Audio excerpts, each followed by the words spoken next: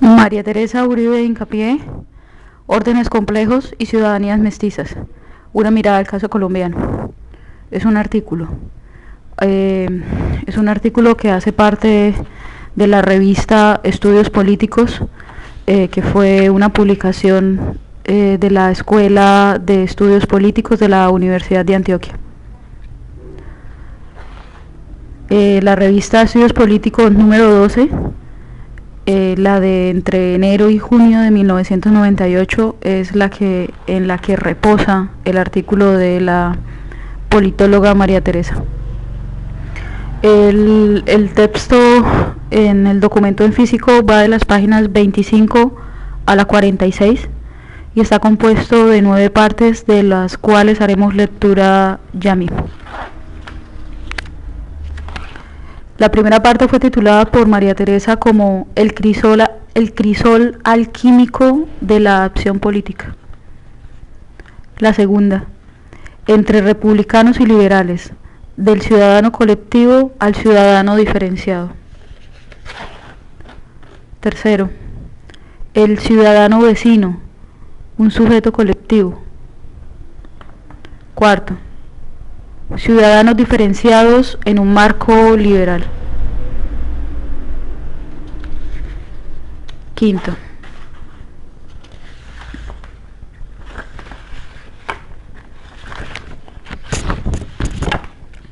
ciudadanías plurales y diferenciadas. Sexto, el buen cristiano o las ciudadanías sacras.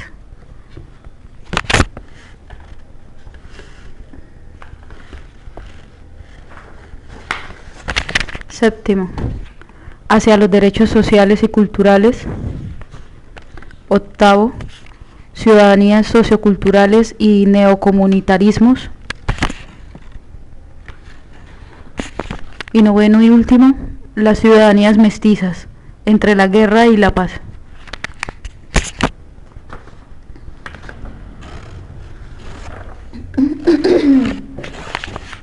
En el año de la publicación de este artículo, es decir, en 1998, si recordamos, la politóloga María Teresa Uribe de Hincapié era profesora e investigadora del Instituto de Estudios Políticos de la Universidad de Antioquia.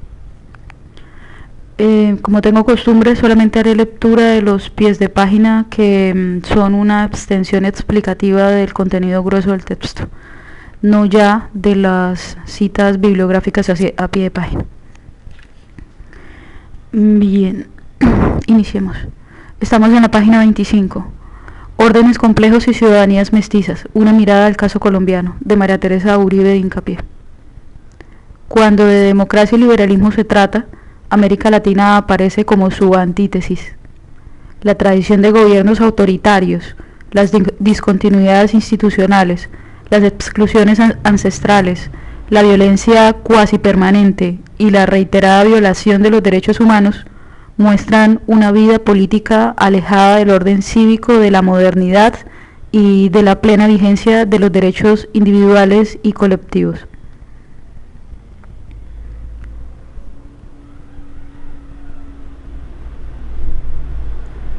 Hay una cita de pie de página. Utilizo el concepto de orden cívico que, según Fernando Escalante Gonzalvo, es un precipitado histórico de varias tradiciones filosóficas. Entonces, el orden cívico, un precipitado histórico de las tradiciones filosóficas liberal, de la republicana y de la democrática.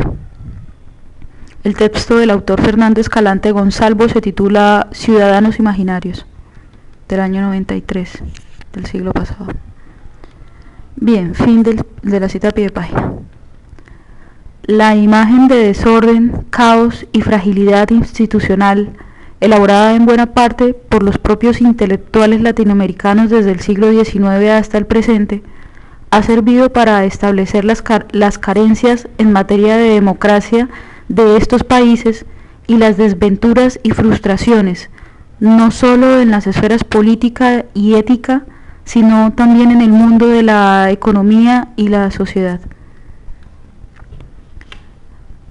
Estamos en la página 26. La visión desesperanzada del devenir político latinoamericano ha hecho contribuciones bien importantes al develamiento de los grandes y pequeños dramas del subcontinente, pero al mismo tiempo se ha convertido en obstáculo para la comprensión y la interpretación de la manera, siempre diferenciada y original, como arraigan y se difunden las instituciones y las prácticas asociadas con la democracia y el liberalismo en las distintas naciones que reconocen ese horizonte cultural. A esta imagen de desorden, caos y fragilidad institucional se agrega un enfoque globalizante que caracteriza políticamente a la región a partir de rasgos generalizantes. Esta caracterización deja de ser obvia cuando se desciende a los ámbitos nacionales y las historias particulares. Colombia, por ejemplo, no se subsume en el enfoque general que identifica a los países latinoamericanos por los sucesivos golpes de Estado. El país ha tenido una continuidad institucional sorprendente a lo largo de casi 2 siglos. Presenta, más que cualquier otro país de la región, el mayor número de gobiernos popularmente elegidos y una historia electoral y parlamentaria sin discontinuidades ni rupturas. Desde el medio siglo XIX está vigente prácticamente el mismo sistema de partidos, y es difícil encontrar en otros países tal proliferación de ordenamientos constitucionales y de discursos legales. Visto desde esta perspectiva, el régimen político colombiano ha sido excepcionalmente estable y gobernable. Además, posee una amplia tradición jurídica y civilista, sin que ello signifique que existan prácticas democráticas, cultura ciudadana o legitimidad política, a lo que se suma la paradoja nunca bien explicada de un orden jurídico de corte liberal y republicano que coexiste sin mayores tensiones con una altísima turbulencia social y una violencia endémica que como un hilo grueso atraviesa la historia del país. 11 guerras civiles nacionales e innumerables levantamientos locales y regionales en el siglo XIX, seguidas por las guerras no declaradas de baja intensidad en este siglo y por la permanencia de actores armados contrainstitucionales y parainstitucionales. Dice la autora entre paréntesis, dice que con altibajos y variaciones hace más de 50 años están trenzados en una guerra sin fin. Fin del paréntesis. Harían pensar en la total ausencia de principios democráticos y de vigencia de la ley. Sin embargo, Colombia se mantiene en los marcos de la institucionalidad moderna. A esto habría que agregar una cierta teleología bastante curiosa que se dedica a describir lo que no son las democracias latinoamericanas o lo que les falta para llegar a ser, de acuerdo con un orden supuestamente universal de modernidad política. Con base en este paradigma, las democracias realmente existentes en América Latina solo serían desviaciones, imitaciones grotescas o francas equivocaciones. Bien, empezamos el contenido que se ubica en la página 27. Primera subdivisión: el crisol alquímico de la acción política.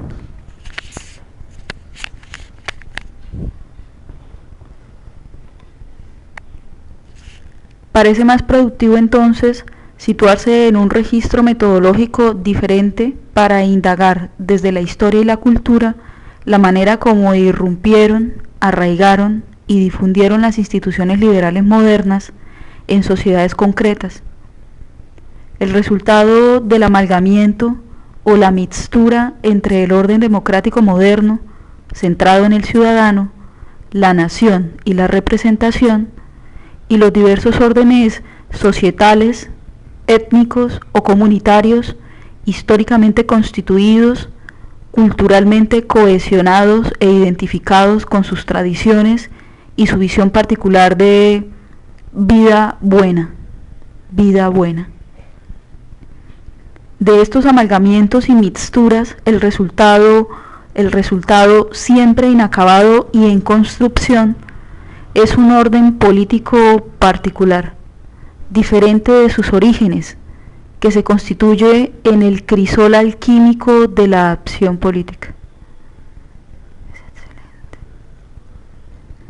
Esta postura metodológica estaría indicando la diferenciación y la pluralidad de liberalismos y democracias existentes en el mundo occidental, de órdenes políticos que, si bien se reconocen como pertenecientes a esa tradición filosófica, presentan rasgos distintos, composiciones diversas, desarrollos desiguales y conflictivos de los derechos individuales y colectivos, de formas específicas de articulación entre el Estado y la sociedad civil, lo público y lo privado, el ciudadano y la nación, la guerra y la política, la palabra y la sangre. En fin, estaría mostrando la coimplicación de órdenes que tiene un enorme influjo sobre el futuro de la democracia en los distintos países y sobre el tipo de derechos que allí logren consolidarse. La idea de orden que acogemos en este texto no tiene en principio nada que ver con la equívoca noción de seguridad ciudadana o pública, ni tampoco con alguna forma de equilibrio, equidad o estabilidad social. Los órdenes en la esfera política aluden más bien a sistemas de reglas, de normas, de pautas de acción y de comportamiento institucional o social, sustentados en valores y en una definición de jerarquías que establecen el marco de las relaciones entre los sujetos, pues individuales o colectivos. Los sujetos pueden ser individuales o colectivos. Y entre los sujetos y entre estos con la autoridad, con el poder y el aparato público. Vamos a empezar el contenido que está sobre la página 28. Los órdenes normativos y constitucionales formalizan y legalizan ese sistema de pautas y reglas y lo respaldan con una garantía coercitiva central y legítima. Los órdenes societales, por el contrario, no tienen dimensión jurídico-institucional ni formas legales y centralizadas de coerción, pero conforman constelaciones de sentido que orientan la acción social, que orientan las prácticas, las creencias y los valores, así como unos criterios ampliamente compartidos sobre el relacionamiento social y sobre las jerarquías, la autoridad y el poder. Esto de manera regularizada y predecible. La mixtura entre órdenes normativos, constitucionales y societales se desarrolla en la esfera de la acción política, y es en este ámbito donde se encuentran la gramática y las claves interpretativas de la democracia y los liberalismos realmente existentes. La acción política es, en esencia, la lucha por imponer, transformar o cambiar un orden determinado. En esta confrontación de poderes se definen los perfiles particulares de la ciudadanía, la nación y la representación. Desde esta perspectiva puedo enunciar así mi planteamiento. A. La indagación histórico-cultural sobre el proceso de constitución del ciudadano y sus derechos en Colombia permite hablar de ciudadanías mestizas. A través de estas ciudadanías se ha desarrollado la lucha por el derecho a la nación y a la ciudad. Dice el autor entre paréntesis, la inclusión, fin del paréntesis. Entonces, sigamos. Se ha desarrollado la lucha por el derecho a la nación y a la ciudad, y la lucha por el reconocimiento social de los diversos actores en la esfera pública. B. En la constitución histórica de las ciudadanías mestizas ha predominado la tradición filosófica republicana sobre la liberal, los derechos colectivos sobre los individuales y las demandas del ejercicio del poder sobre los ordenamientos legales.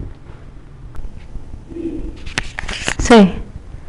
La especificidad de las ciudadanías mestizas, verdaderas componentes elementales de la trama política en Colombia, permite explicar en parte la coexistencia entre un régimen político esencialmente estable y gobernable y una altísima turbulencia social, una violencia múltiple y generalizada con altos índices de violación de derechos humanos. Vamos a empezar el contenido que está sobre la página 29. Segunda subdivisión. Entre republicanos y liberales, del ciudadano colectivo al ciudadano diferenciado. El paradigma político del liberalismo de tipo 1, comillas, ciego a las diferencias, fin de las comillas, según la clasificación que Charles Taylor hace en su texto El multiculturalismo y la política del reconocimiento, solo tuvo una expresión constitucional y social en Colombia durante la vigencia del proyecto político de los liberales radicales entre 1853 y 1886. Ni antes ni después, esa tradición liberal fue referente filosófico del orden constitucional y la hipótesis del ciudadano individual nunca fue un eje constitutivo de identidad pública. La tradición liberal clásica, que piensa el orden social formado por individuos libres, iguales y autónomos para decidir sobre sus planes particulares de vida buena, regidos por un Estado surgido del contrato y cuya principal misión era la de proteger los derechos civiles y políticos, fue la bandera enarbolada por los radicales para oponerse a lo que llamaban el viejo liberalismo. Así era como denominaban la tradición constitucional que hoy se puede catalogar como republicana y que había predominado durante los primeros 40 años de vida independiente, es decir, entre 1810 y 1848. Para los radicales, el viejo liberalismo había sido extremadamente tímido para deshacerse de la tradición colonial y conservaba de ella la predominancia de los valores hispano-católicos, en tanto que visiones comprensivas del bien común. De esta manera se dificultaba la autonomía y la libertad de los individuos. De ahí que propusieran un amplio proceso de secularización de la sociedad, la separación de la Iglesia y el Estado, y la definición de una moral pública centrada en la tolerancia y en los derechos civiles y políticos. Los radicales también le criticaban a los viejos republicanos su visión de una nación orgánica y plural, pensada como un cuerpo compuesto de multitud de agrupaciones sociales desiguales y jerarquizadas, de pueblos, etnias, vecindarios, villas y ciudades que pactaban con el Estado central el reconocimiento de derechos colectivos y diferenciados a la usanza del orden monárquico anterior. Los radicales, por el contrario, proponían erigir la nación de manera unitaria, global y esencialmente contractual sobre la hipótesis del ciudadano y sus derechos. Bueno, siguiendo el mismo párrafo, vamos a empezar la parte del párrafo que está ya en la página 30. La referencia de las paginaciones las hacemos con miras a que pueda ser citado el documento. Adicionalmente, debatían con los viejos republicanos el privilegio que estos habían dado a la esfera pública sobre los intereses particulares de los sujetos, así como la subordinación de los asuntos de la ciudadanía a los problemas referidos a la soberanía y la representación de la nación, es decir, a temas que conciernen más a la colectividad que al individuo. Los republicanos o viejos liberales, por su parte, veían a la nueva generación de políticos que pretendían sustituirlos en la conducción del Estado como demasiado retórica, afrancesada, lectora incansable de nuevas teorías y absolutamente desconectada de las realidades sociales y culturales de un país que prácticamente desconocían. La desconfianza frente a las virtudes del orden jurídico liberal para transformar la sociedad premoderna fue una constante de las preocupaciones de los primeros republicanos.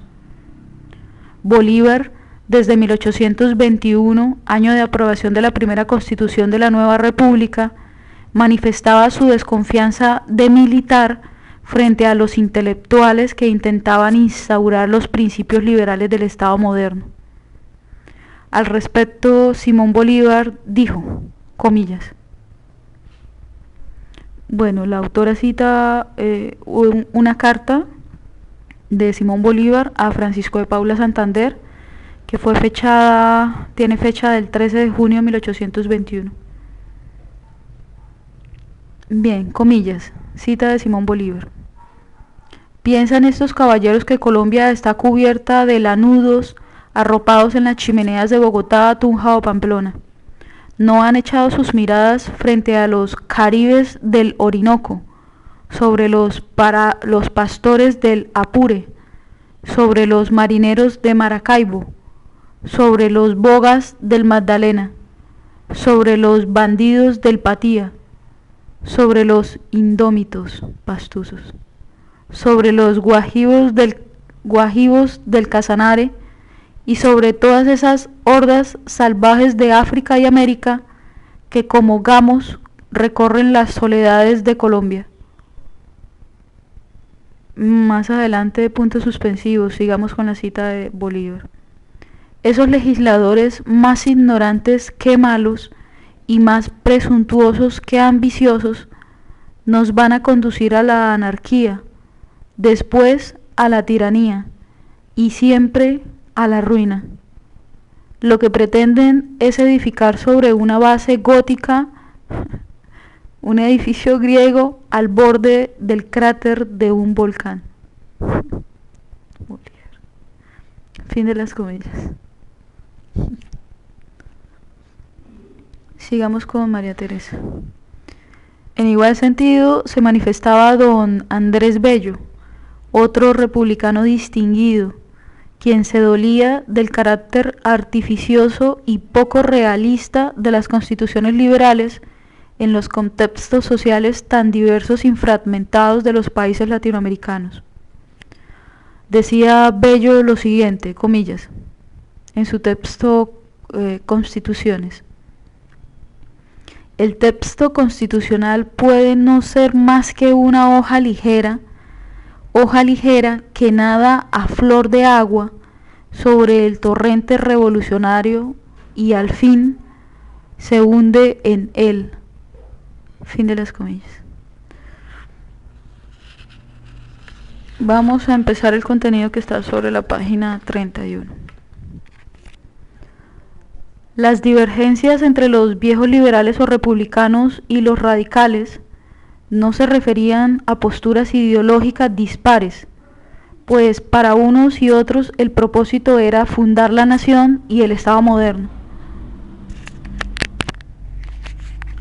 Las divergencias tenían que ver fundamentalmente con estrategias de acción política y con la exigencia de gobernar bajo formas de legitimación modernas una sociedad que no lo era, en la cual habían irrumpido de manera rápida, inesperada y revolucionaria las nuevas instituciones liberal republicanas, sin que existiera alguna tradición cultural sobre la cual sustentar esa nueva legitimidad. De ahí que los republicanos, para defender sus derechos colectivos frente al nuevo orden institucional, hubieran recreado esas imágenes desafiantes del mundo moderno, representadas en el ciudadano y la nación, en los antiguos marcos de vecinazgo, del pacto entre pueblos, de la idea orgánica de nación y del sentido diferencial de las comunidades y pueblos. Esta primera forma de amalgamiento o mestizaje entre las instituciones modernas y las formas orgánicas de sociabilidad tradicionales encuentra su lógica explicativa en la esfera de la acción política, es decir, en el discurso y en la práctica. En cuanto al discurso, es necesario señalar que la dirigencia republicana, con pocas excepciones, dice María Teresa entre paréntesis sobre las excepciones, refiere a Antonio Nariño, Jorge Tadeo Lozano, y dice también que el mismo Simón Bolívar fueron excepciones. Entonces, en cuanto al discurso, es necesario señalar que la dirigencia republicana, con pocas excepciones, se nutrió con la lectura de comentadores de los autores clásicos, con los artículos que salían publicados en las gacetas que llegaban de España después de 1808, y con los, comillas, catecismos republicanos, fin de las comillas. Los catecismos republicanos fueron una suerte de cartillas para la instrucción pública que, con base en preguntas y respuestas cortas, informaban a los ciudadanos virtuales sobre el nuevo orden político. Por esto, el discurso constitucional de la dirigencia republicana estuvo marcado por cierta ambivalencia y por alguna confusión entre lo viejo y lo nuevo. La dirigencia republicana leyó e interpretó el repertorio filosófico y político de las distintas tradiciones liberales de acuerdo con su acervo intelectual, de acuerdo con sus valores, con sus normas morales, sus tradiciones, sus intereses. Es decir, de acuerdo con sus mundos de vida. De esta manera, en el discurso de los republicanos se fue perfilando un orden mestizo donde el ciudadano vecino y la nación orgánica constituyeron la primera forma de manifestación de las novedades del mundo moderno. Si en el discurso constitucional eran evidentes las mixturas y los amalgamientos, en la esfera de la práctica esta tendencia se acentuó. Vamos a empezar en el mismo párrafo, ya la parte del párrafo que está sobre la página 32. Entonces veníamos diciendo, si en el discurso constitucional eran evidentes las mixturas y los amalgamientos, en la esfera de la práctica esta tendencia se acentuó. Los republicanos se encontraron con la dificultad de imponer, se encontraron con la dificultad de hacer aceptar y reconocer por un mundo tan heterogéneo y diferenciado la hipótesis cívica del ciudadano individual y la nación moderna. Cuando ocurrió la ruptura de los vínculos con la monarquía española, quienes aparecieron en el escenario público fueron las colectividades, las villas, las ciudades, las provincias y las etnias, es decir, los sujetos colectivos que asumieron, por la vía de la guerra, el derecho a la autodeterminación y la fundación de la República. Estos sujetos colectivos no estaban dispuestos a perder sus viejos derechos prebendarios ni a disolverse en una colectividad abstracta y general. Recordemos que estamos ya en la página 32, tercera parte. El ciudadano vecino. Las palabras ciudadano y vecino están unidas mediante un guión. El ciudadano vecino, un sujeto colectivo. De esta manera, la esfera de la acción política con sus discursos y sus prácticas fue el recipiente alquímico donde se produjo la primera forma de mestizaje político, es decir, el ciudadano vecino. La primera forma de mestizaje político. Si bien desde 1811 la hipótesis del ciudadano moderno estuvo presente en los discursos y las constituciones elaboradas por los criollos emancipados, esta figura desafiante del orden político se creó en los marcos del vecinazgo colonial, noción bajo la que se denominaba a los habitantes de una villa o ciudad que tuvieran, comillas, casa poblada, fin de las comillas, que además contribuyeran al sostenimiento económico del cabildo y que fueran reconocidos como personas honorables y distinguidas. El ciudadano vecino era pues un sujeto concreto, territorializado, enraizado. Se era vecino de esta localidad o de otra, pero no de la nación como conjunto.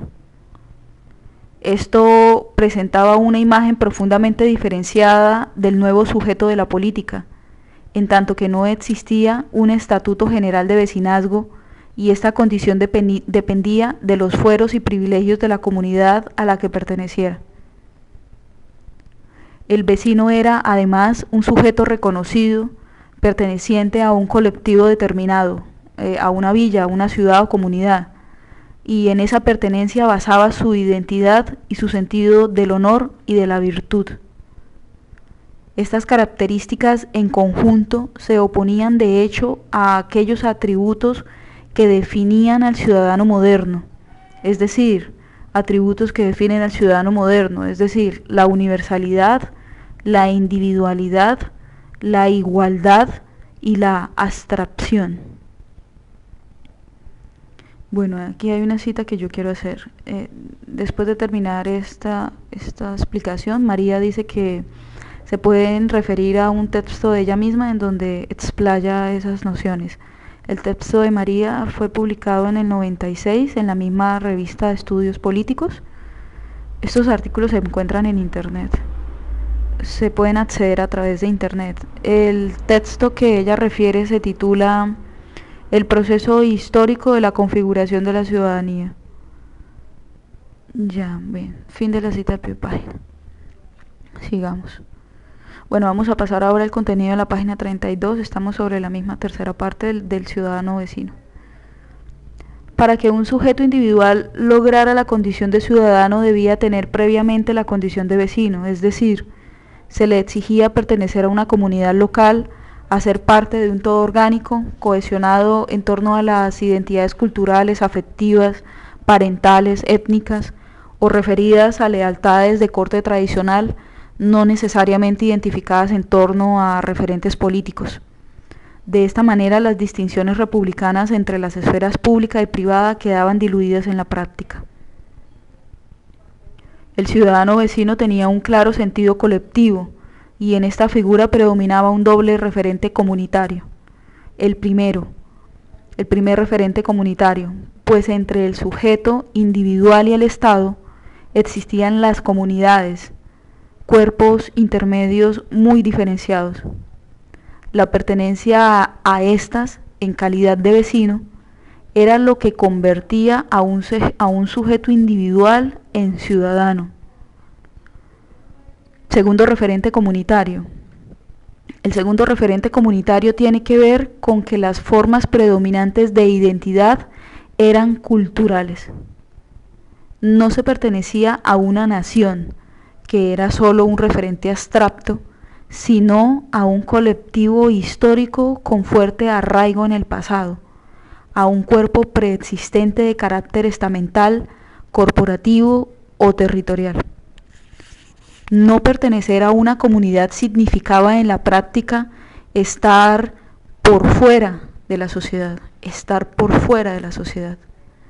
A esta categoría pertenecían, por ejemplo, los vagos, los mendigos, los trashumantes y los excluidos en general.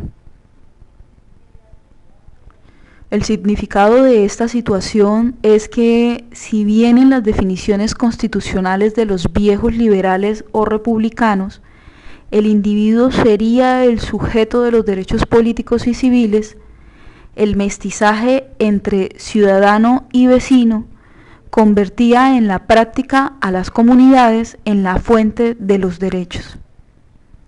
Además, eran estas comunidades representadas por sus notables las que definían de manera arbitraria por lo demás quienes tenían la condición de vecinos y por tanto quienes tenían acceso a los derechos de la ciudadanía. Esta mixtura entre formas modernas y tradicionales para entender la ciudadanía le otorgó de hecho a las comunidades y a los notables que las representaban un amplio espacio de maniobra para negociar con el Estado y una gran capacidad de intermediación con las cúpulas del poder institucional y social, dando lugar a formas singulares de acción política, tales como los caudillismos, los gamonalismos y las clientelas. Las comunidades indígenas, por su parte, se convirtieron también en fuente de derechos constitucionales al otorgársele la ciudadanía colectiva, pues esto primero en la Constitución de Cádiz de 1812 y luego por un decreto de Simón Bolívar en 1819, lo que las introdujo en el juego político de la intermediación y la negociación. Estando en la página 34, inicia el punto cuarto, titulado por María como Ciudadanos diferenciados en un marco liberal. A mediados del siglo XIX, contra ese republicanismo o viejo liberalismo de fuerte arraigo comunitario y localista, se confrontaron las tesis del radicalismo liberal. Al mismo tiempo, contra el ciudadano colectivo, la nación orgánica y las formas corporativas de inclusión, se orientaron las reformas constitucionales propuestas por estos doctrinarios. Desde las tertulias, las logias masónicas, las academias, las sociedades de amigos del país y los claustros universitarios, se desató una febril actividad contra todo aquello que significaba alguna forma de corporativismo o comunitarismo. La acción política fue desarrollada a través del Congreso, donde aprobaron una serie de leyes tales como la abolición de la esclavitud, la disolución de los resguardos de indígenas, los ejidos y estatutos diferenciales y estamentales de las villas y ciudades, la desamortización de los bienes de la Iglesia y la suspensión de diezmos y censos, la abolición del proteccionismo económico, de los impuestos indirectos y de los monopolios estatales. Todo esto con el ánimo manifiesto de remover las bases materiales sobre las cuales se mantenían vigentes las formas tradicionales de sociabilidad y de producción, y también de promover el surgimiento en las ruinas de la vieja sociedad premoderna, promover el surgimiento del ciudadano individual, de la nación contractual y del Estado neutro, tanto frente a los planes particulares de vida como frente a fuerzas ciegas que estructuraban el ámbito del mercado.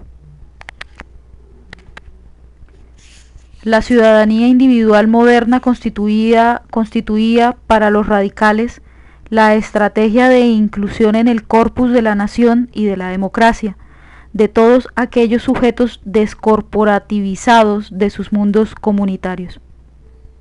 De esta manera, se le ofrecía reconocimiento público y participación electoral a los indios, negros, jornaleros, aprendices, peones de hacienda o de minas, concertados, manumisos y habitantes de los pequeños vecindarios. Asimismo, a todas aquellas personas que, por pertenecer a la esfera doméstica, no tenían existencia legal reconocida y, por tanto, su representación política estaba en cabeza del jefe doméstico, que era, a su vez, el ciudadano vecino.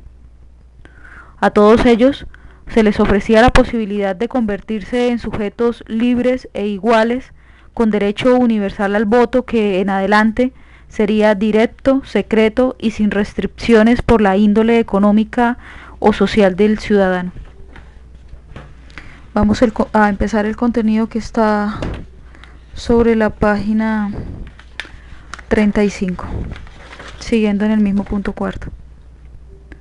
Esta estrategia de inclusión a través de la ciudadanía liberal suponía a la vez desarrollar un amplio proceso de secularización como condición de la autonomía y el uso de la razón de los nuevos ciudadanos que dejaban los mundos comunitarios.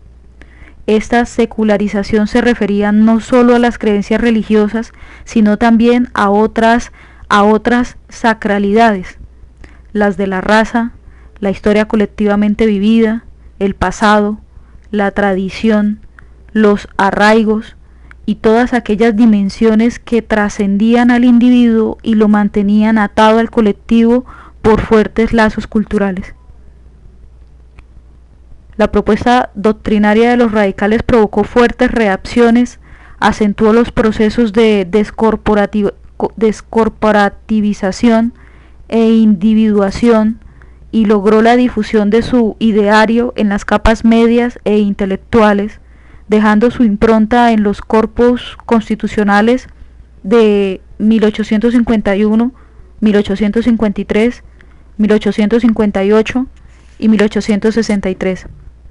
No obstante, esta propuesta no pudo generalizarse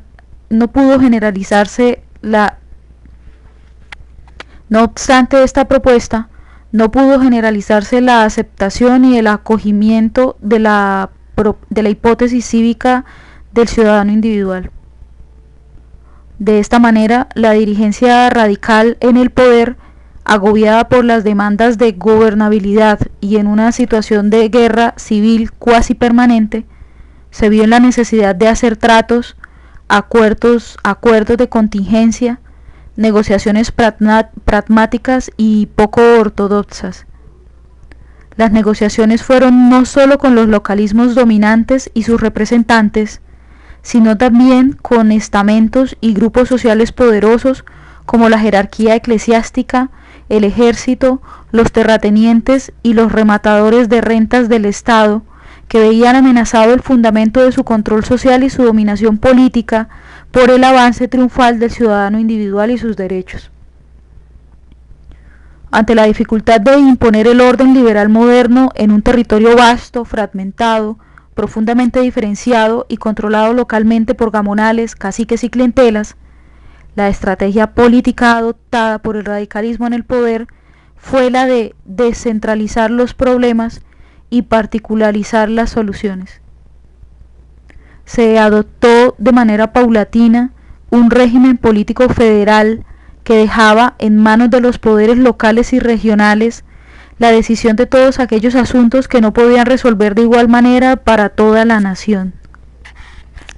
La federación se fue abriendo paso en la medida que se incrementaron las dificultades que demandaban soluciones territorialmente diferenciales.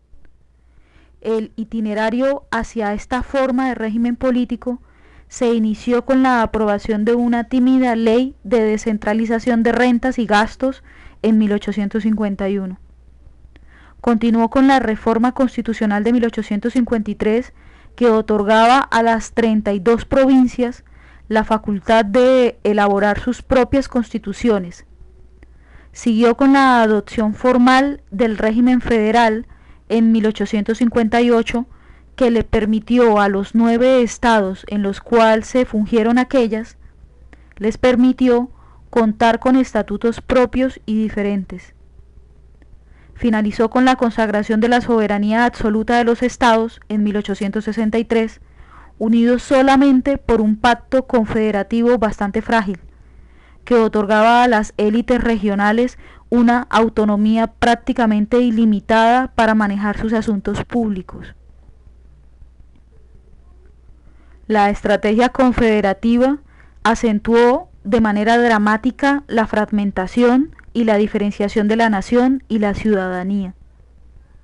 Y si bien es cierto que algunos radicales defendieron este régimen político con argumentos doctrinarios en torno a las mejores condiciones que ofrecía para el desarrollo democrático, la adopción de la federación significó ante todo una estrategia para mantener virtualmente el orden liberal moderno sin perder el control político del gobierno.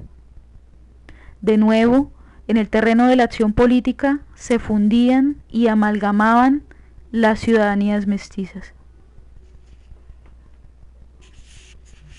Empezamos el contenido de la página 36, parte quinta. Título de la parte quinta: Ciudadanías plurales y diferenciadas.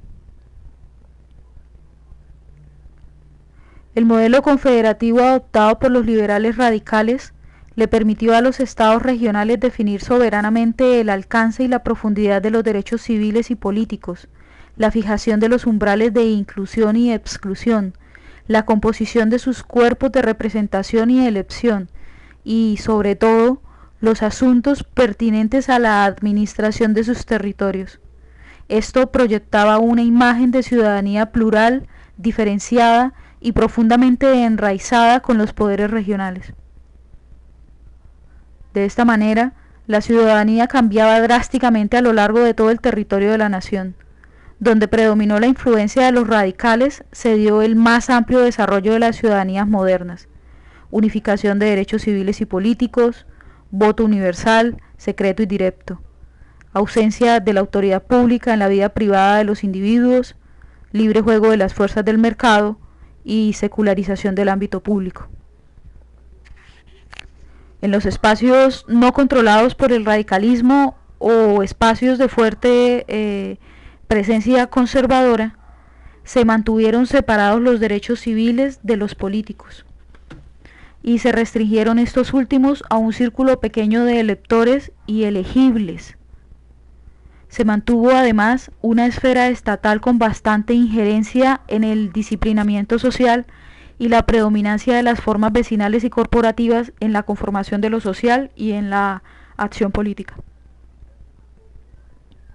Empezamos el contenido que está de la parte quinta sobre la página 36. Paradójicamente, las ciudadanías que se consolidaron bajo la égida del modelo liberal clásico resultaron diferenciadas y diversas, preservando por esta vía la vitalidad de cierto comunitarismo y de los poderes locales y regionales. En estos espacios fragmentados para la acción política, arraigaron y se reprodujeron los partidos tradicionales que fueron únicas estructuras con cobertura nacional.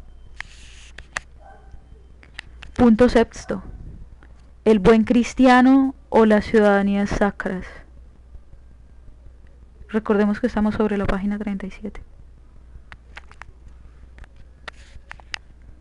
El proyecto radical, el único que tuvo como horizonte filosófico al liberalismo clásico, se quebró definitivamente en la batalla de comillas, la Humareda, fin de las comillas, acaecida en el año 1885.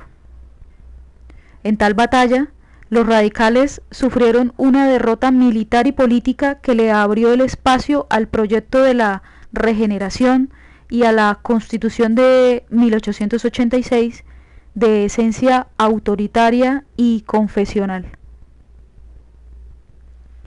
El propósito principal del proyecto de la regeneración fue la centralización del poder y la administración a través de la instauración de una sola constitución política que unificara y homogeneizara el territorio nacional.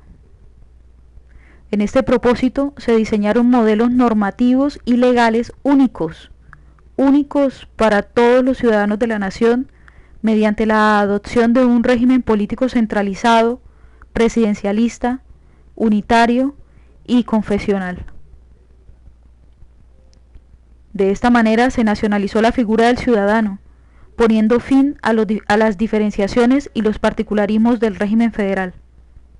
Al mismo tiempo, se efectuó un sistemático recorte a las libertades públicas y a los derechos civiles reconocidos en la Carta Constitucional, y se puso en marcha una legislación electoral que reimplantaba el voto indirecto, separaba los derechos civiles de los políticos y le imponía requisitos de renta e ilustración a los electores potenciales. Vamos a empezar a leer el contenido que está sobre la página 38 del documento. Seguimos en el mismo punto sexto.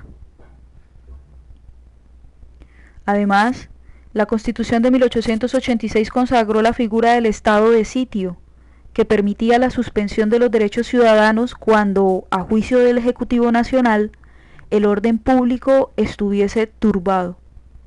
Se reemplazaba así el derecho de gentes, que había sido el estatuto utilizado por republicanos y liberales para controlar el orden público en situaciones de guerra civil. El estado de sitio se convirtió en el mejor recurso político e institucional para el control de los disidentes y los desobedientes, y la gobernabilidad del régimen pasó a depender de las restricciones a los derechos ciudadanos. La nacionalización de la ciudadanía vino acompañada también de una drástica suspensión del proceso de secularización. El Estado regenerador adoptó de nuevo la religión católica como guía para la conducción de la política. Para tal efecto, firmó un concordato con la Santa Sede, mediante el cual se le entregó el control directo sobre varias formas de socialización de los sujetos, entre ellas la educación y la administración civil de los llamados territorios nacionales, espacios poco poblados y de escaso desarrollo, donde se habían refugiado excluidos de toda índole, principalmente grupos sobrevivientes de las etnias indígena y negra. El ciudadano de la regeneración se recreó en los moldes del buen cristiano. El demos, D-E-M-O-S, el demos, o cuerpo político de la democracia, por ejemplo, era la comunidad de creyentes. Lejos quedaba la imagen del ciudadano virtuoso e ilustrado del primer republicanismo y del ciudadano tolerante y libertario del radicalismo liberal. El acento comunitarista histórico y el sesgo religioso de este orden constitucional toleraba mal las tesis del interés individual, de la primacía de los sujetos, de la neutralidad del aparato público. Por el contrario, propugnaba por comillas el bien común, fin de las comillas, propugnaba por el interés colectivo, el predominio del Estado sobre los ciudadanos, todo esto en el contexto de un cierto iusnaturalismo revestido de positivismo en la concepción sobre los derechos fundamentales del hombre. Colombia entró pues al siglo XX con otra forma mestiza, la ciudadanía sacra. Esta forma de ciudadanía elevaba la moral privada y doméstica al ámbito público y pensaba en esta esfera como comunidad de creyentes, bajo un modelo unificado y unitario de nación. Preservaba los ejes de la tradición, los ejes, el terruño, las lealtades parentales, los valores heredados de los mayores, las identidades culturales y todas aquellas dimensiones que trascendían al individuo, que lo precedían y sucedían, frente a los cuales su capacidad de transformación era restringida.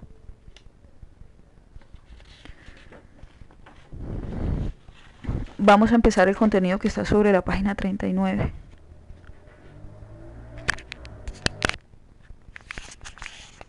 Estas ciudadanías sacras contribuyeron a otorgarle a la acción y a las prácticas políticas un cierto sentido teológico y trágico, de salvación del mundo y de cruzada contra el mal, de preservación de lo propio y de temor frente al otro, cultural o político, de temor frente al otro cultural o político que pudiera significar alguna forma de cosmopolitismo o de pluralidad social. Si en la esfera de la acción política las prácticas de los sujetos estuvieron definidas por un sentido sacro, en el discurso los regeneradores se movieron entre dos campos bien diferentes, el de la razón instrumental y el de la tradición. El primero tiene que ver con la preocupación por diseñar formas administrativas modernas y eficientes para el control del territorio, poniendo el énfasis en una legislación de corte positivista, despolitizada, ¿sí?, funcional y desligada de los principios filosóficos y teóricos que preocuparon tanto a sus antecesores del siglo XIX. Paralelamente a la esterilidad y al formalismo administrativo, se desarrolló un género literario costumbrista. Este género fue de gran acogida entre el pueblo que leía y de mucho impacto en la consolidación de identidades y sentidos de pertenencia.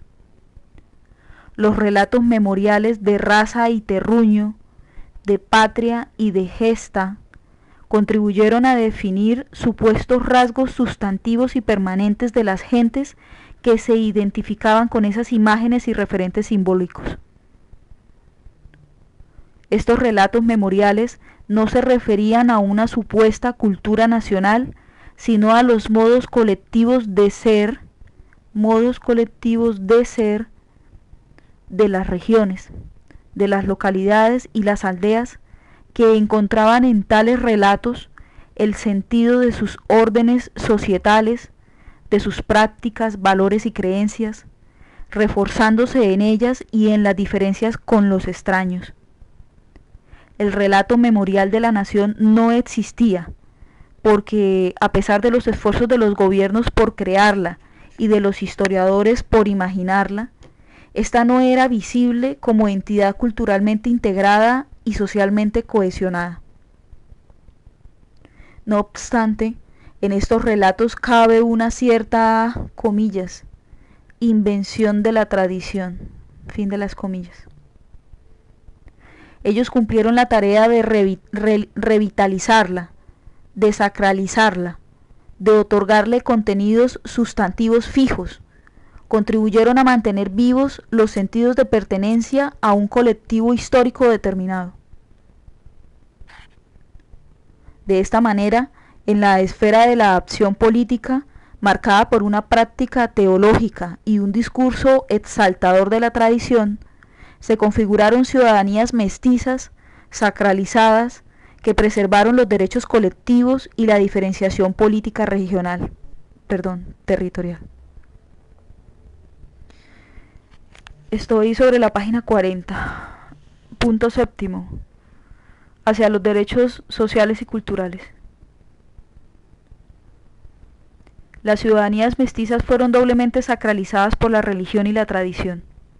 Estas ciudadanías solo entran en crisis cuando las masas de obreros y campesinos irrumpieron en el estrecho escenario de la política, demandando derechos sociales y colectivos: el derecho a la tierra, a la formalización jurídica de los contratos de trabajo, a la educación pública, a la salud, a la vivienda, a los medios de consumo colectivo. En fin, el derecho a la ciudad y a la nación que beneficiaría a grandes grupos de población, organizados ahora en nuevas sociabilidades modernas, tales como los sindicatos y las asociaciones, y ligadas a nuevas formas de acción política, tales como la huelga. La lucha por los derechos sociales y por la inclusión de las masas en lo público coexistió con un proceso de ampliación de los derechos políticos y con formas aceleradas de secularización y de profanación de la tradición. La reforma constitucional del año 1910 reconoció los derechos de la oposición y de las minorías políticas. La reforma del año 1936 consagró de nuevo la universalidad de la ciudadanía masculina. En 1944 se estableció el voto directo y en 1957 se hizo extensivo a las mujeres, que pudieron votar por primera vez en la historia republicana. Sin embargo, estos desarrollos tan importantes no fueron demandados por las masas, ni estuvieron precedidos de amplias movilizaciones, ni se constituyeron en banderas de lucha para las nuevas organizaciones que con fuerza y decisión reclamaban los derechos económicos y sociales. Al parecer, entre los actores políticos del momento, el imaginario de lo colectivo predominaba sobre el de lo individual, Asimismo, parecía que entre los grupos impulsadores de la lucha por la inclusión y por el reconocimiento de sus demandas, tuvieran más sentido las reivindicaciones sociales y económicas que las referidas a los derechos individuales. En el horizonte se dibujaba la imagen de un ciudadano social y de un Estado fuerte, dotado de funciones económicas y de estrategias asistenciales orientadas al bienestar de la población. El modelo de Estado interventor y benefactor se avenía mal con el universo de los derechos individuales, sobre todo con los referidos a la propiedad y al libre juego de las fuerzas del mercado, las cuales estaban sujetas desde entonces al control de rígidas políticas públicas. Por esta vía, la igualdad jurídica cedía el paso a las demandas de equidad y de justicia social. Voy a empezar el contenido que está sobre la página 41. En esta propuesta de ciudadanías sociales y Estado interventor, confluían por diversas razones los distintos partidos políticos que se disputaban el poder en el país. Los liberales, que desde el principio del siglo habían dado un giro significativo hacia la socialdemocracia, los comunistas y socialistas, que arremetían contra toda forma de liberalismo burgués, y los conservadores, que si bien manifestaban de manera ostensible su rechazo al abandono de las ciudadanías sacras en la reforma constitucional de 1936, al mismo tiempo, en el marco de las encíclicas de León XIII, defendían las tesis de un Estado justo.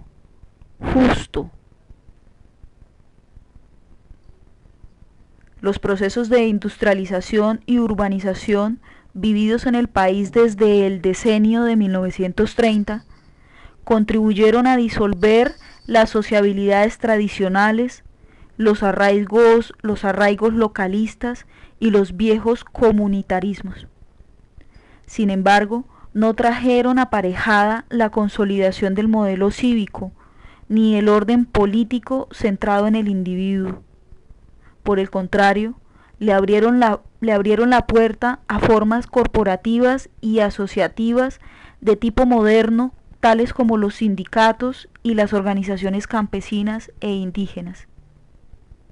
Igualmente, al imaginario de los derechos económicos y sociales en el proceso de lucha por la búsqueda de la inclusión y al ascenso de movimientos sociales locales, vecinales, étnicos y de género, que empezaron a sustituir a los viejos intermediarios de la política tradicional en la tramitación de las demandas colectivas. Octavo, ciudadanías socioculturales y neocomunitarismos. Estos movimientos sociales, plurales, diversos y fragmentados, portan como bandera de lucha el derecho a la diferencia y la reivindicación a ser tratados de manera asimétrica por el Estado, de acuerdo con sus condiciones particulares de vida, lo que ha significado una novedad en el escenario de la política y en el debate filosófico de los últimos años en Colombia. De su accionar han dependido las grandes reformas al régimen político desde la década de los 80, y a ello se debe, en gran parte, tanto la citación a una Asamblea Nacional Constituyente en el año 1991, también como el perfil neocomunitario y multicultural de la Carta Política que allí se promulgó. Estos movimientos sociales de diverso tipo tienen diferencias muy marcadas con los comunitarismos de corte antiguo. Adicionalmente, están revolucionando las formas de hacer y pensar la política con su sentido de la diferencia, la revitalización de la participación ciudadana, la politización de asuntos considerados hasta hace poco como de la esfera privada e íntima y sus novedosas estrategias de acción colectiva. No obstante, hay que advertir que tanto en su configuración como en sus orientaciones existe un eje de continuidad con los comunitarismos de viejo cuño y un desdibujamiento cada vez mayor de los derechos políticos y civiles tomados como horizontes para la acción. Estas continuidades históricas entre viejos y nuevos comunitarismos se pueden sintetizar en los siguientes puntos. Voy a empezar el contenido que está sobre la página 42. Punto A. Las asociaciones libres y voluntarias que definen las nuevas sociabilidades en estos movimientos no se aglutinan en torno a una dimensión política.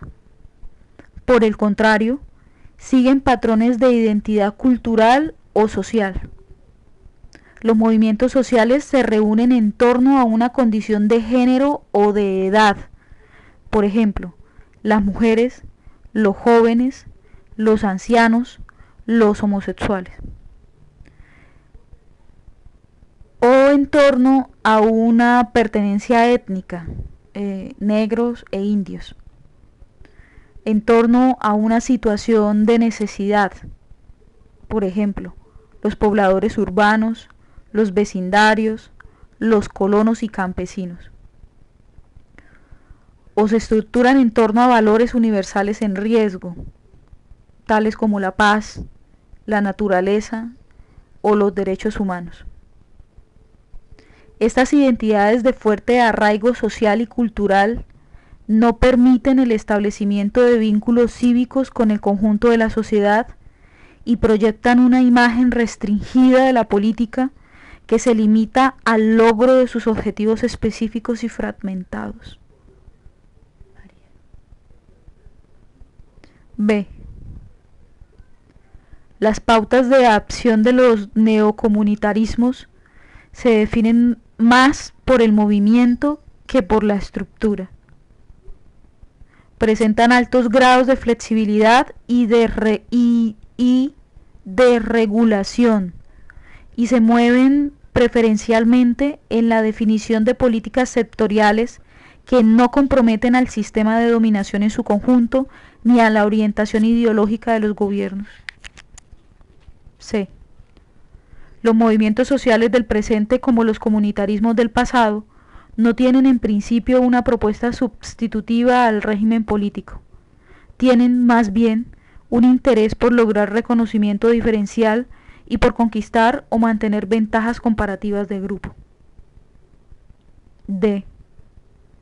Algunos de los movimientos sociales del presente revelan arraigos territoriales para el ejercicio de la participación en espacios locales, barriales o étnicos, caracterizados por una fuerte identidad cultural y un sentido de pertenencia colectivo que dificulta en la práctica la autonomía individual o la posibilidad de disentir. E.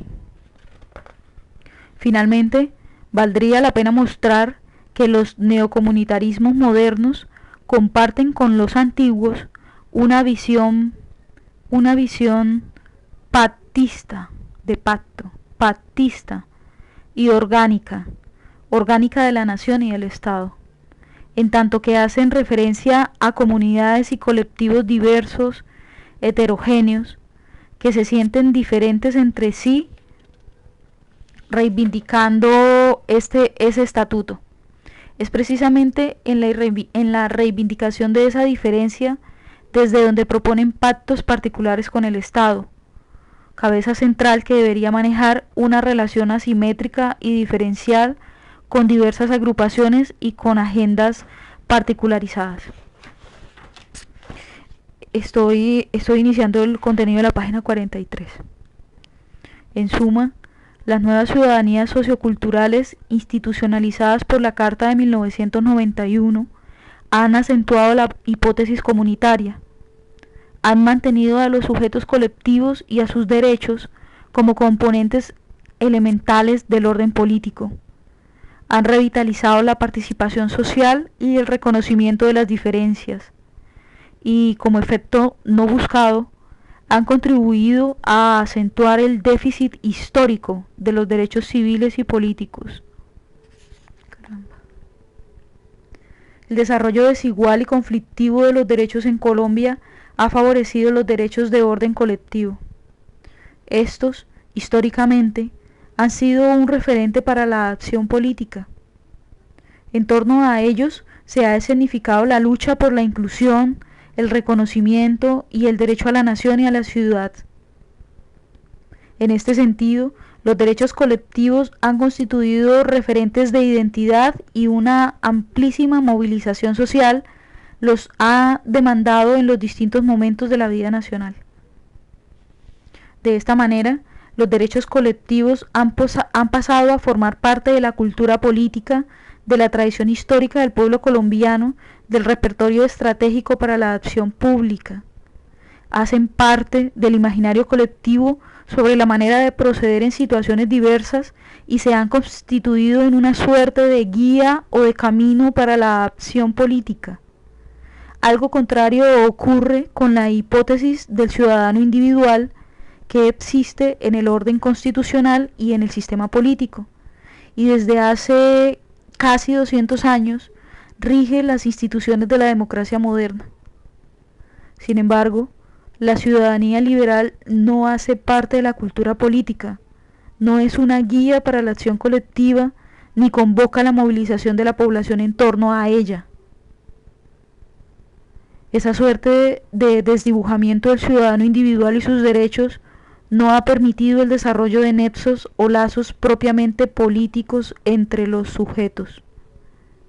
Al mismo tiempo, ha dificultado, sobre todo en los últimos años, la generación de verdaderos proyectos políticos y puede contribuir a explicar la ausencia de virtudes cívicas, la ausencia de moralidad pública, la existencia de intolerancia política, el irrespeto por la autonomía individual y la dignidad humana, expresadas en la reiterada y persistente violación de los derechos humanos de primera generación. Además, no deja de ser curioso que ante la aceleración de las dinámicas bélicas, ante la aceleración de la violencia molecular y disgregada y de la lamentable situación de los derechos humanos que afecta a Colombia en los últimos años, la estrategia de los grupos sociales afectados más directamente por ella sea la de demandar de nuevo derechos colectivos, tales como el derecho a la paz y el derecho a declararse neutrales frente a los actores armados. Estando en la página 44, doy inicio a lo que María tituló en el punto 9 como las ciudadanías mestizas entre la guerra y la paz. Las ciudadanías mestizas no han sido solamente el resultado de la coimplicación de órdenes diferentes, el componente elemental de la trama política y el eje estructural del Estado moderno. Las ciudadanías mestizas han significado también la garantía de la estabilidad y permanencia de un régimen político de corte liberal y tradición republicana. Han funcionado como obstáculo real y eficiente contra las tentaciones autoritarias, dictatoriales o populistas tan frecuentes en otros países de América Latina y han permitido el mantenimiento de ciertos niveles de gobernabilidad en situaciones altamente conflictivas y turbulentas. Las ciudadanías mestizas que se constituyeron en ese crisol del orden político realmente existente tuvieron la capacidad de resolver en la práctica la incapacidad del aparato público para promulgar regulaciones y normas eficaces para todo el territorio nacional que fuesen acatadas y obedecidas por los diversos actores sociales. En otras palabras, las ciudadanías mestizas saldaron las distancias, desigualdades y asimetrías entre los fundamentos éticos y jurídicos del Estado moderno y los órdenes societales y colectivos representados en los circuitos locales y regionales de poder. La complejidad de los órdenes políticos realmente existentes y la acción desplegada desde las ciudadanías mestizas han contribuido a trazar los umbrales movedizos de la inclusión-exclusión. En este juego de intermediaciones se le ha permitido a los excluidos de diferente adscripción social, étnica o electoral entrar y salir del corpus de la democracia, así como sacar partido y beneficios parciales y puntuales de esa situación política. Este continuo tránsito, si bien ha favorecido el patrimonialismo y las clientelas, ha mantenido abiertos los canales de participación electoral y ha contribuido a la legitimación de gobernantes y representantes. Sin embargo, la eficacia de las ciudadanías mestizas en la, comillas, negociación del desorden, fin de las comillas,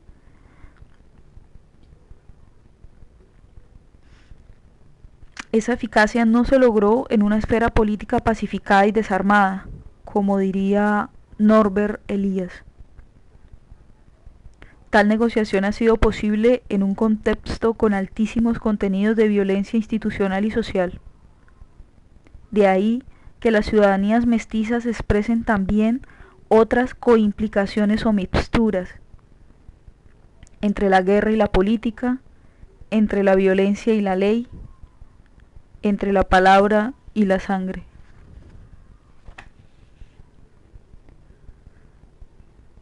Empiezo el contenido que está sobre la página 45.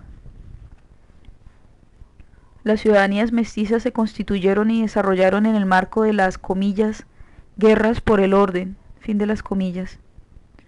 Se constituyeron en el marco de las confrontaciones armadas por la ciudadanía y la nación y en la batalla constitucional. En Colombia, toda guerra civil terminaba con la promulgación de una nueva constitución que era en parte impuesta a los vencidos. De hecho, en las instituciones creadas por la nueva carta estaba inscrita la gramática de la confrontación bélica subsiguiente. En este contexto de violencias cuasi permanentes y constantes, la posibilidad de éxito en las intermediaciones entre representantes de órdenes diferentes estaba dada por la fuerza. Estaba dada por la capacidad de levantarse en armas, por la posibilidad de desafiar al contradictor y desobedecer sus mandatos o de imponerle condiciones. De esta manera, la violencia que recorre la historia de la nación colombiana devino para los sectores excluidos en estrategia de reconocimiento, de inclusión, de ampliación del cuerpo político, aunque también de control social y electoral, en suma, de acción política. Al mismo tiempo, estos estados de guerra permanentes le han permitido a los diferentes regímenes políticos desarrollar estrategias eficientes de gobernabilidad. Estas estrategias van desde el discurso sobre el peligro comunista, con base en el cual se ha criminalizado la protesta social, hasta un reformismo institucional modernizante que se justifica en el argumento de buscar la paz y la reconciliación, pasando por formas diferentes de estados de excepción que se declaran con la justificación del conflicto armado, pero que se utilizan para otros fines. Dice María entre paréntesis, reformas laborales, económicas, fiscales o del aparato de justicia, entre otros.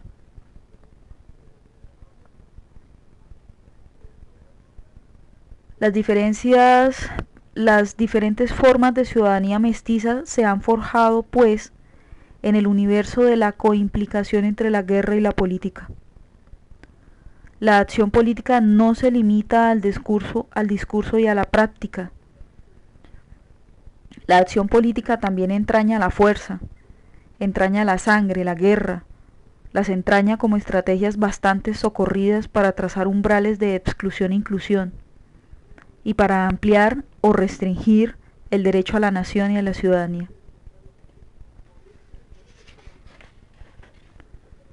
A su vez, la guerra no es únicamente fuerza bruta, sangre y desolación. En Colombia, la guerra tiene palabra, relatos, discursos, no solo en el campo de las justificaciones, como lo tiene pues en todas las guerras del mundo, sino que ha logrado desarrollar una retórica eficaz y una diplomacia infinita y armada. Estoy en la página 46. A través de estas, Se hace la guerra y se ejerce la violencia para contar con mejores condiciones de negociación y llegar fortalecidos a la mesa de diálogo, estrategia a la cual recurre tanto el gobierno como los diversos actores armados. Pero no se trata únicamente del diálogo público orientado hacia los procesos de paz que desde hace 15 años se desarrollan rutinariamente en el país. Se trata también de una infinita trama de negociaciones e intermediaciones, semipúblicas, semiprivadas, que tienen lugar en los universos locales y regionales entre los distintos actores armados. De estos en conjunto o por separado, con las comunidades o con sectores de ellas y con autoridades locales de diverso orden, lo que acentúa dramáticamente la diferenciación de la violencia y dificulta el logro de acuerdos de corte nacional. La coimplicación de la guerra y la política constituye pues otra dimensión de los órdenes mestizos, que puede explicar en parte la coexistencia de regímenes políticos estatales, institucionalizados y gobernables, con una violencia societal y política pertinaz y un franco deterioro de los derechos de primera generación, de los derechos humanos de primera generación. Esta coimplicación de la guerra y la política, esta coimplicación de órdenes, no puede explicarse fácilmente en los marcos conceptuales de la polemología. No se corresponde con la inversión de la fórmula de Clausewitz, voy a deletrear, Clausewitz,